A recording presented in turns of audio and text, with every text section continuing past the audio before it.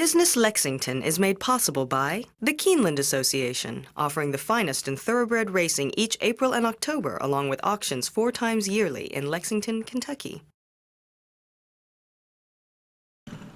There's a great deal of anxiety these days over the enormous and powerful economic forces of change that are at work in the world. Much of the concern revolves around education. Are our kids going to have the knowledge and the skills that they must have to live successful, happy lives in the future? As an entrepreneur, angel investor, and professional venture capitalist, Bob Compton has been active in over 30 businesses, including software, telecommunication services, healthcare services, and medical devices. As a concerned father of 2, Bob was inspired to create, finance, and produce the documentary 2 Million Minutes, an intriguing look at how the 3 superpowers of the 21st century, China, India, and the United States, are preparing their students for the future. Well, 2 million minutes is the amount of time you live during any 4-year period. The 2 million minutes in high school was what I wanted to focus on, and to see how do students in each of the 3 countries allocate their time. In India and China, they allocate it first to study and academics. They do have extracurriculars, they do play sports, but schoolwork and raising their academic achievement takes precedent. In America, what you see in the film is the 2 students are in the top 5% of their class academically, but they also have outside jobs, they play on the football team, they're on the school newspaper, so they spread their 2 million minutes across more activities at a shallower level, whereas India and China spread their 2 million minutes on a narrower band of intellectual pursuits and take it to a very deep level.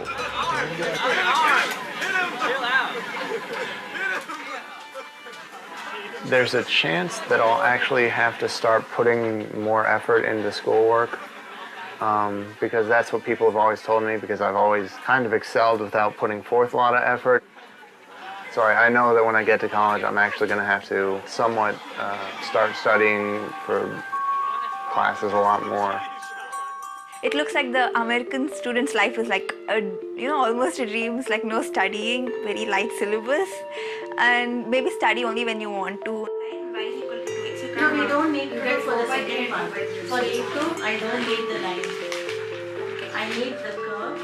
Well defined on the y-axis, I can do x dy between 0 and 3. Yesterday, that was Saturday, I got up in the morning at 5:45, got dressed for tuitions, and then 2 hours in tuitions after that, did a bit of math and physics, and then went to breakfast with my friends.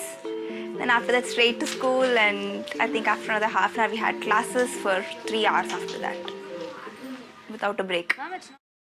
There was no distinction between math, science, English, literature, or whatever else. You were supposed to do well enough in everything. If you failed in one, you failed the whole year.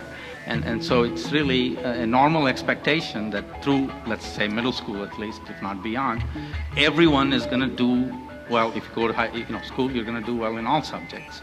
Those are not the same values that we see among the masses. So we have a greater responsibility to try to motivate kids to have those values. I think that parents are decreasingly ambitious for their kids, and I'm not sure why that is in this country, because I think, our tradition always was our children should do better than we did, but I don't think that is as present as it used to be. I think all elected leaders can give a little more thought to what we make as a priority. It's real easy to show up at the boys' Sweet 16 or the UK basketball game. It's a little perhaps more difficult, not as obvious a thing to do if you show up at the debate team or some of the academic challenges that go on in the public schools. What I see is more and more of the high knowledge jobs moving to India and China. Engineers and scientists develop the ideas, and once those ideas are developed, and if they're marketable, a company gets formed. And where that company gets formed is where the bulk of the employees tend to be hired. Bill Gates is having a hard time hiring here in America. He's got 4,000 high technology positions that he can't fill here. So he's got to fill them somewhere. He's going to fill them most likely in India. Today, India and China don't have very well developed entrepreneurial cultures, but that will come. That would probably be the scary thing from our perspective, is if we're not leading and competitive, then we'll get beat by these Indian companies. And so we are continually raising the bar in terms of our performance and not simply being satisfied with the status quo. The Indian and Chinese cultures are perfectly aligned for the dynamics of the 21st century, and the American culture is perfectly aligned for the dynamics of the 20th century.